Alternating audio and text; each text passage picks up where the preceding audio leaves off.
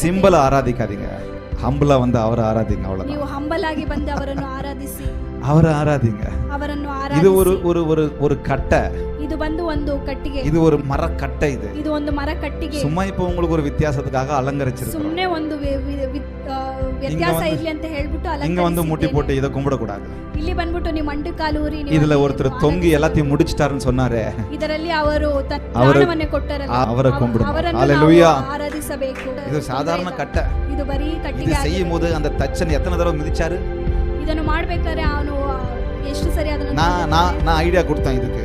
ನಾನು ಇದಕ್ಕೆ ಐಡಿಯಾ இப்படி வேணா பிரதர் இங்க கட் பண்ணுங்க, ಇಲ್ಲ ಬ್ರದರ್ ಈ ಕಡೆ ಕಟ್, இப்படி வேணா பிரதர் இங்க கட் பண்ணுங்க, ಇಲ್ಲ ಬ್ರದರ್ ಈ ಕಡೆ ಕಟ್, இப்படி வேணா பிரதர் இங்க ஒரு பீஸ போடுங்க, ಇಲ್ಲ ಬ್ರದರ್ ಈ ಕಡೆ ಒಂದು ಪೀಸ್, இது இவ்வளவு ஹைட் வேணும் பிரதர். ಇದು ಇಷ್ಟು ಹೈಟ್ ಬೇಕು. எத்தனை தடவை அடிச்சு கிடிச்சு உடைச்சாரு? ಎಷ್ಟು ಸರಿ ಅವರು அதுக்குள்ள இது கடவுள் ஆயிடுமா?